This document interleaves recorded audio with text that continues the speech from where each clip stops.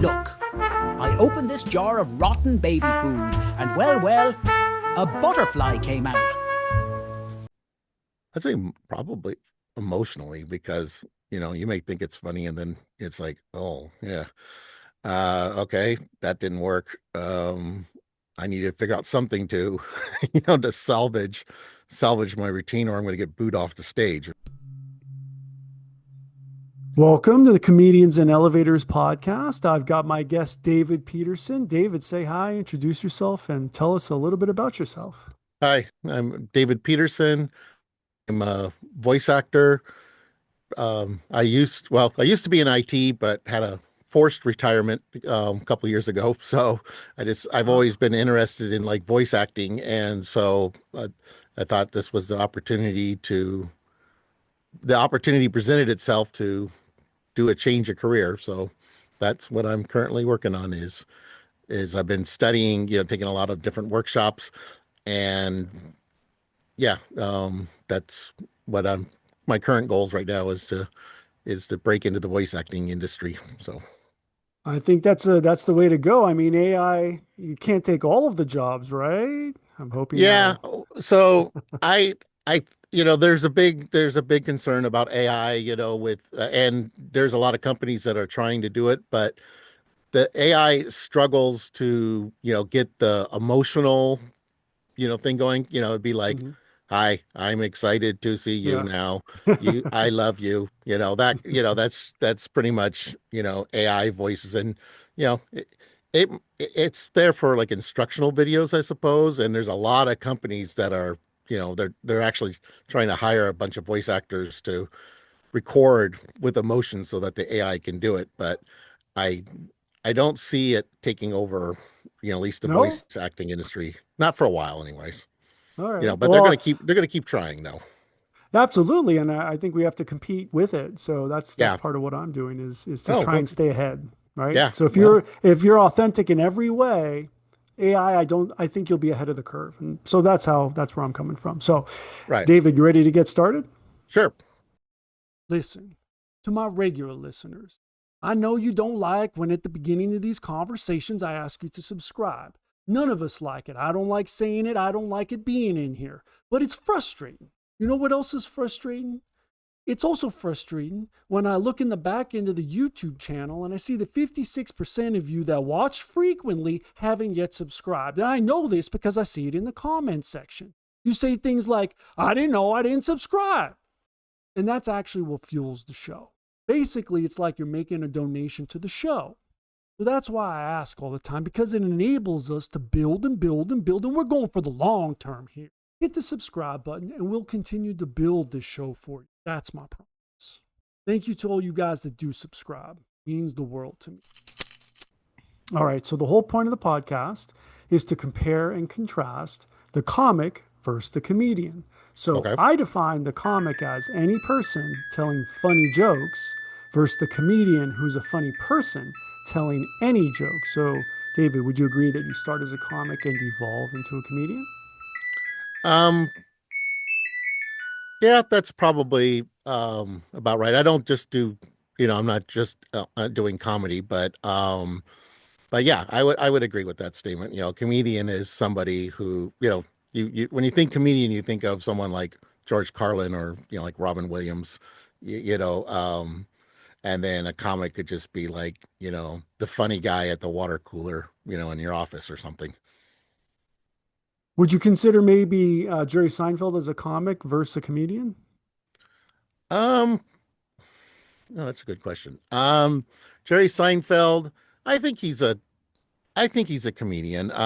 He kind of takes yeah, but he kind of goes with the real world aspect. It's like, um, taking a situation that he might have experienced, especially like, when he was in, like the Jerry Seinfeld show, it'd be like just walking in the subway and then, something happens and, makes a joke out of it, you know. So, I, Well, I, that I would consider that a comic because it's all totally external, like he's using everything okay. from the outside, but at the same time, he has a consistent character. Now, Sure, sure, that's sure. where, two sides of the same coin, but of course, I Okay. would say he leans more to the comic, and he's obviously one of the top professionals from that respect. All right, Yeah, so okay. David, you ready for the first question? Sure. All right, Oh, I it's thought that about was the first question. that's the topic of the video, the whole topic of Okay. the podcast, All right? right. All right. All right, so the role of persona in comedy. So, how much of the comedian's voice is a character versus their real self?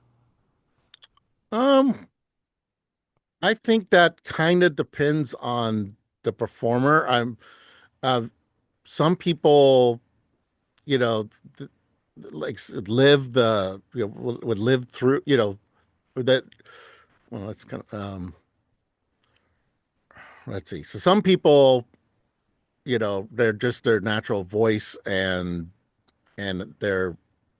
the way they live their life is, they're like kind of like always on. Um, and then there's people that can turn it on and off like a light switch. So I would say maybe 50, 70% maybe is the voice. What would you think that Jerry Seinfeld would be? Is he a character, or is he always like that? Or is that his character? He doesn't have an alter ego. Um, well, from what I've heard, I mean, I've never met the man, but um, I think I think it is for him. I think it is a character, but for and like he can turn it off, when he's with his family and stuff. But I'm someone like, curious what a turned off Jerry Seinfeld is. yeah, I mean, hey, but yeah, no, yeah, but let's see, like from like I've watched like behind the scenes things, for somebody like Robin Williams, and they say he's like that, all the time.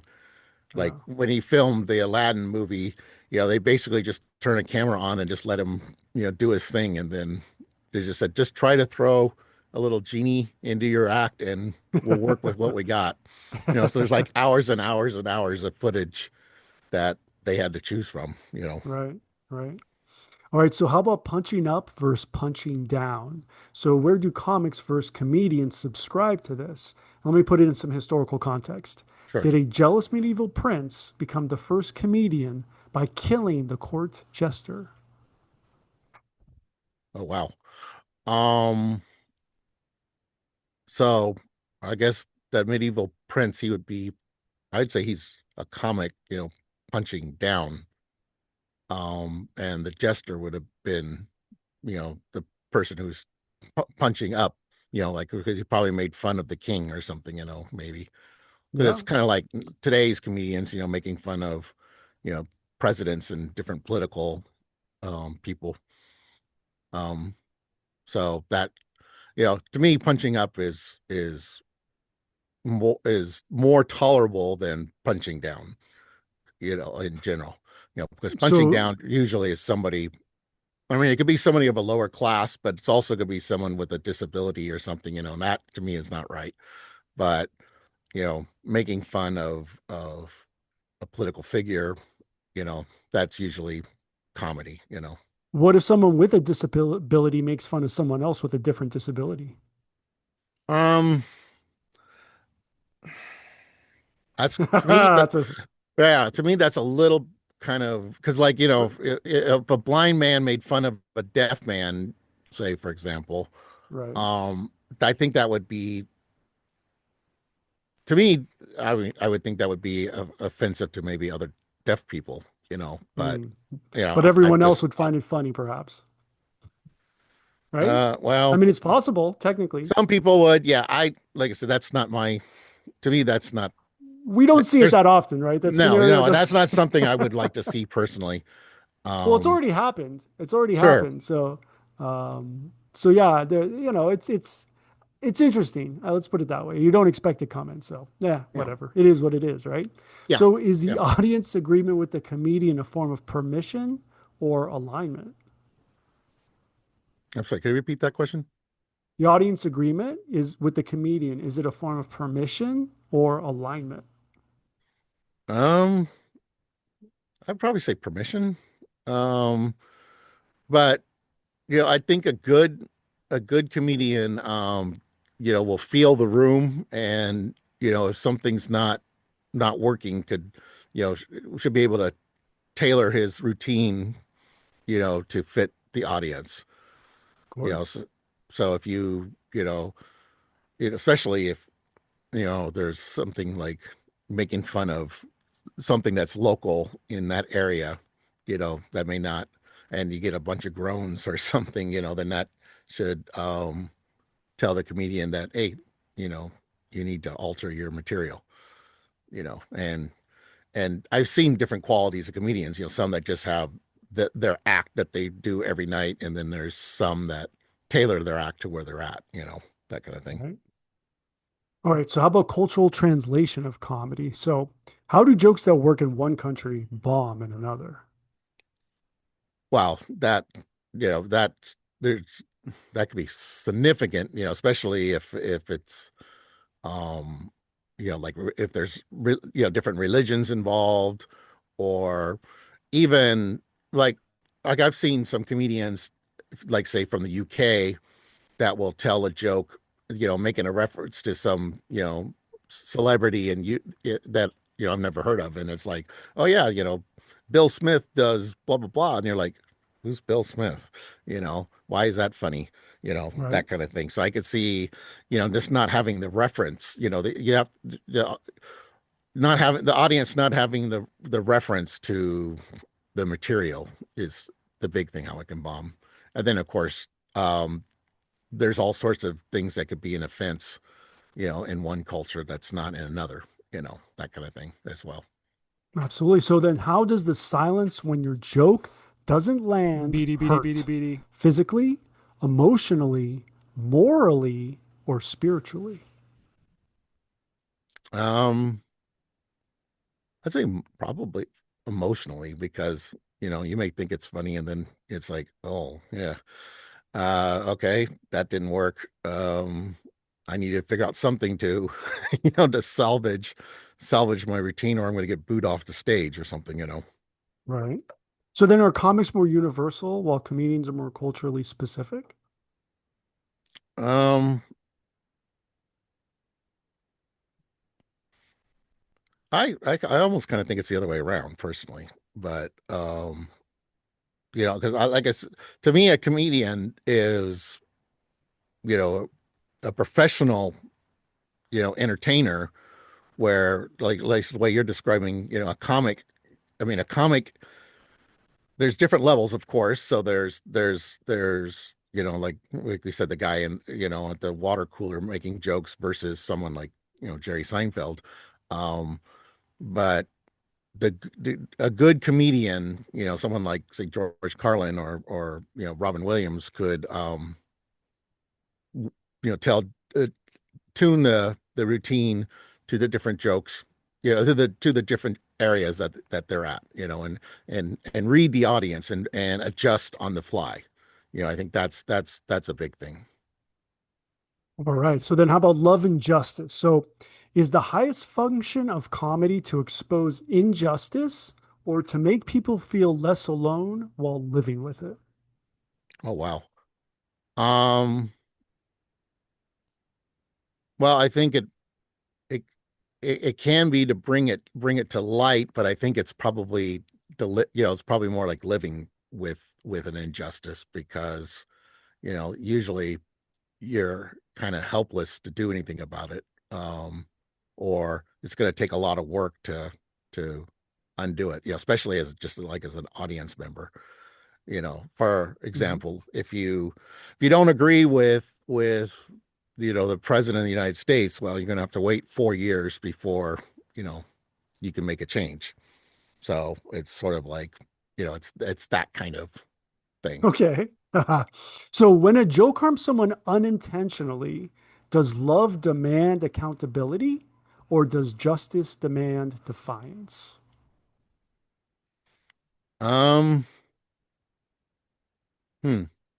This goes with the handicap joke about a handicap, different kind of handicap person. Yeah, I'd say, um that's a good, I would say that, yeah, it needs to, you know it needs to be def- defined, and maybe there should be some kind of consequences, like like, I've heard, like, so that happened to, like, Dave Chappelle.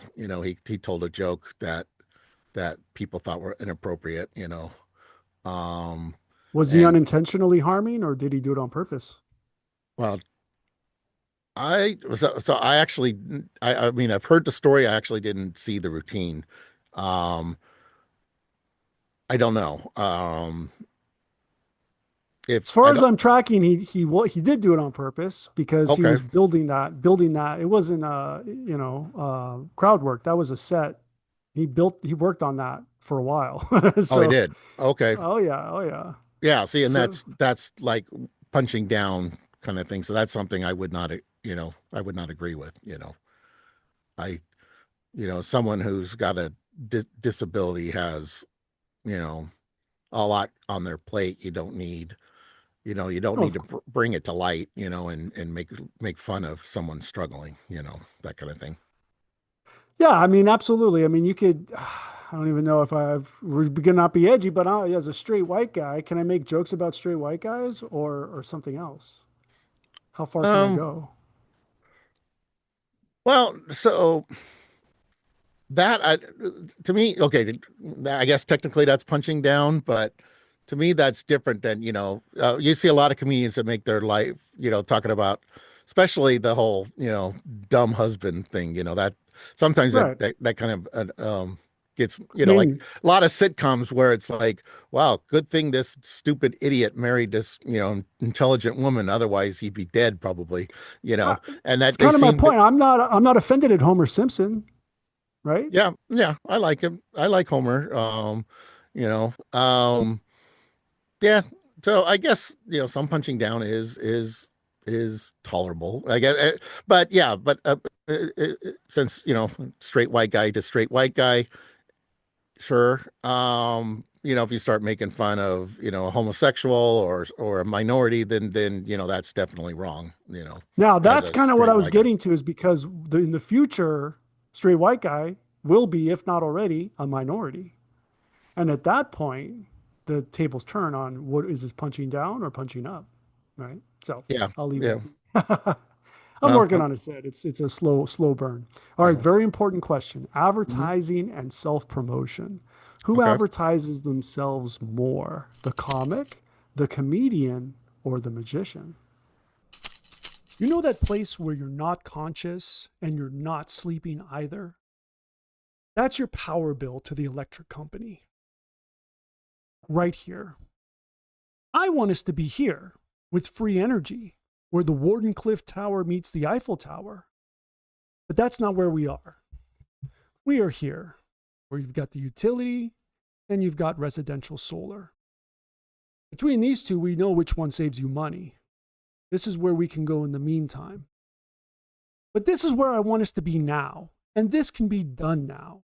So let me deputize you to represent DOSE, Department of Solar Efficiency, and let's get on the podcast and get the message out today. See you soon. Oh, interesting. Um, Probably, I would think in my view, the comic probably, because I think like a magician and a comedian, at least the upper tier ones don't need to advertise because, people know who they are. Like Penn and Teller aren't like going around, pitching, hey, come see Penn and Teller, because people know who they are. I guess in some interviews they do, but for the most part, they're not self-advertising, hey, come to the Rio and see our show. Um, but and some of the A-list comedians don't need to, but if you're somebody who's going to show up at the, it's like, hey, I've got a show at the local improv club, the tickets are $15, you know, please come see my show. That's just to be able to pay the bills, kind of thing. So I think that's more on the comic level. So is self-promotion seen as selling out or is it necessary for survival? Well, for like the local comic, I think it's kind of necessary because, like, it's like, this is what I want to do for a living. I need to I need to feed my belly, you know. So, I need to keep the lights on in my house. So this is, this is what I do for a living. So come, it's your own self-interest, plus, you're hoping that you'll get exposed to, some producer or director will be in the audience and go, hey, I like what this guy's saying. So, he'd be perfect for a project that I got, that kind of thing. All right. All right. So censorship and offense. So does a comic avoid offense while a comedian courts it to prove a point, like a magician? Yeah, I think I'd agree with that. All right. So then who survives better in the cancel culture environment? The comic, the comedian, the magician, or the mudslinger? Um, Definitely not the mudslinger. um,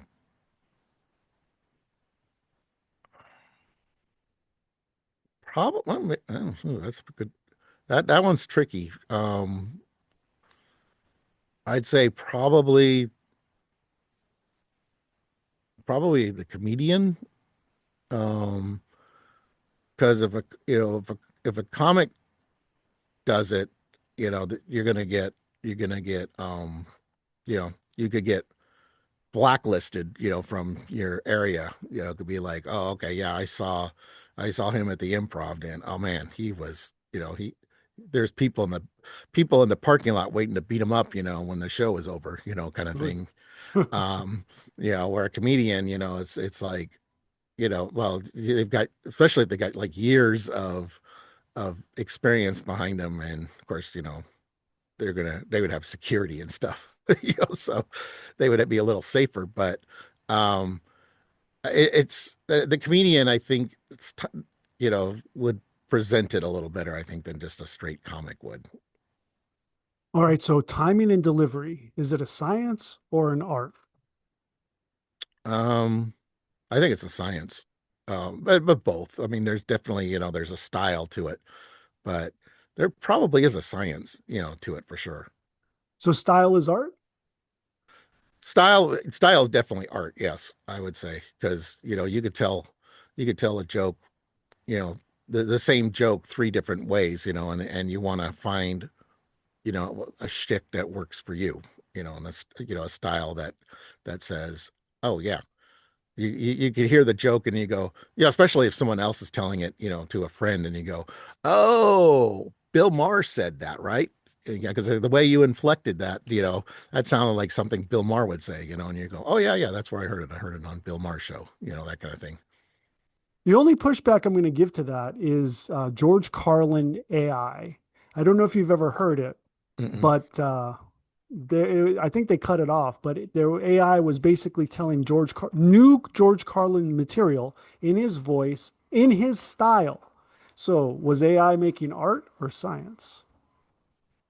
Um, well, that would be science, I would think, because But it's in his style. someone did an algorithm, Uh, someone programmed an algorithm for. no, no. The AI did it. They just you put in all his recordings, Yeah, videos of him, yeah, and yeah, yeah. But I mean, there's still an algorithm that's picking and choosing from, the clips. So I I don't think AI, well, I mean, it could get there, but I don't think AI could simulate George Carlin perfectly. It's it, uh, it was the best part. Or I see the reason why it had any value. I think was because it was new material and it was in his style. So you're like, interesting. Having George Carlin tell jokes about current events yeah. was really interesting to hear. So that Hmm. was the only the only reason why I brought it up. But I Okay. think it's been cut off for whatever reason. So all right. So laughter versus applause. So are comics chasing laughs and comedians chasing applause breaks or primetime Emmy that validate the message? Um, yeah, probably. That sounds. I mean, I think the Emmy part might be, that, I mean, obviously that's nice. That's getting the recognition, but I'd say that comics are definitely going for laughs. And an applause, of course, is always nice. Getting an applause from, and I could see comedians doing that, but I think. a comedian's goal should be to entertain, and the applause and the Emmy nomination, all that stuff. That's just nice recognition of what you're doing, but your goal should be, you know, entertaining and All entertaining right. yourself and the audience, you know. Ah, yourself. It shouldn't. That's so. You ever heard of the emotional bathtub? No. That's for drama, right? So if you're basically entertaining yourself with your own drama, and we're all supposed to watch, Hmm. is that still something we want to see? So arguably no, but their whole style is like soap operas do. So Right, anyway, right. that's Well, I that's a mean, whole. it For also it comedy, it's also true. sure. I mean, it also helps you, give a good performance. If if you believe your performance, then I think it's going to be better, whether it's drama or comedy, so if you're playing a character who's, overwrought with grief because of a loss, you kind of get yourself in that mode. It's almost like the method, Well, yeah, I method think acting grief in a is way. the only one that you can do in the emotional bathtub and it makes sense. Other than grief, there shouldn't be maybe depression. Other, Hmm. but all right. So, David, are you ready to enter the multiverse? Okay. All Sure. right. Board game Zoomcast, play versus performance. So you have to choose, pick an avatar. If comedy were a board game Zoomcast, are you competing as the colorist avatar, adding tone, mood, and shading, or the Foley artist avatar, building punchlines with soundscapes and timing?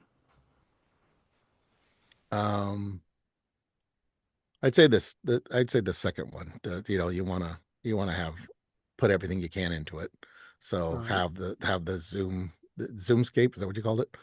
Zoomcast. Zoomcast. Yeah, the Zoomcast. Yeah. I'd say So does Zoom. comedy, okay, so you're going with the Foley artist. So does comedy work better when it's painted vividly or when it's orchestrated sonically? I'd say vividly, because if you got it vivid, then the sonic should, fall in line. Really? What if they're recorded at separate times? Right? I Uh guess you're saying that you have the audio first, like the sound first, and then you do the visuals afterward? Or what are oh we picturing? are I don't know. are you talking about I for don't like, know. Is are you this a talking about a show, simultaneous or are you experience? talking about, like, I don't know. animation I or don't something? know. That's one version. In the multiverse, everything is all at once. So Okay. I'm just Um, parsing. I think it depends on the media, because for like animation work, sometimes they'll have the animation done, and then you do the audio afterwards. Right. Or sometimes, depending on, like, say, when we use the Aladdin example, it just had Robin Williams just go crazy, and then they animated to his act, you Right. know. So I think it depends on the production, for that specifically. But as far as like a stand-up routine, if it's like an HBO special, I think both of them should be worked on probably at the same time. Um, Mhm. yeah, I think it just depends on your audience and the type of media that you're doing. All right. So, here on the Comedians and Elevators podcast, we have a tradition where the previous guest asks a question for the next guest. And the Okay. previous guest was John Saxon. And his question for you, David, is what is your favorite joke? My favorite joke. Um, let's see. My favorite joke. I don't know. I haven't. If I were asked, I wouldn't have one either. I don't really have a favorite That joke. was his So, question. Fair okay. enough. Fair enough. Last question. Legacy. Who gets remembered? Will the comics Tight Five survive time, or will the comedian's cultural point of view be more timeless? Um, hmm. I I would say probably the comics, because on culture changes, a lot. Like, and like, if we went back, I mean, not that we have any recorded, audio of this, but say you go back to some maybe stand-up routine in the 1600s or something, and you watched it, it would be like, what? You just wouldn't get any of the references. Nothing would make sense. It's like, oh, okay. So an apple fell on a guy's head and that's supposed to be funny or something. So you're thinking of it, you're right. So you're thinking more of an Enlightenment era instead of a Renaissance or Or Reformation. well, I mean, I think even a lot of comedy from say the 50s and 60s just is completely different now. Sure. So I don't think like, like right now there's the whole political clash between Republicans and Democrats, and I'm hoping that someday we get past this, so that you go back and you watch any jokes from either side, that it just would be like, why did people care about that? It's like we Exactly. got bigger problems than Yeah. who you voted for, Right. that kind of thing. So I mean, Yeah, John Stewart needs some help. He's sticking to clinging on for dear life to the old style, but so well. Oh well. yeah. Well, What I is he mean, doing? and there's this huge, there's a huge divide in our country, and it's everything seems to be political, even things that shouldn't be political. It's like, do you want white meat or dark meat, on Mm. Thanksgiving, that kind of thing. And It's it's hilarious. like, it's like, oh no, oh, Uncle George is going to be there. Yeah, no, I don't think I'm going to be able to make it. I'm not feeling very well all of a sudden, or something. Yeah. Yeah. It's just one of those things that does not need to be a big part of our life that it is. It's important for sure, but it's just leaking into way too much of our lives, than it should. All right. So, David, where can everyone find you online? So I have a website, davidpetersonvo.com. I do have a YouTube channel that I do with my friends. It's not voiceover. It's for board games. But it's 2D board gamers. So there's a board game we like called Marvel Champions that we play a lot. So we kind of do reviews of the different cards, and we have some gameplay on that. And then of course I'm on LinkedIn, like that's how you found me. And then I also am signed up for the different play-to-play sites like Voices and Voice 123, that kind of stuff. Very cool. Very cool. Well, David, thank you so much for being my guest. And for everyone, please like and subscribe. And we will And see you in the next one. see you, everyone. Thank you. If you're interested in too much information like in the network state or Mantipus the chicken shit, check out this video. Or is it this one right here? Well, either way. Lizard.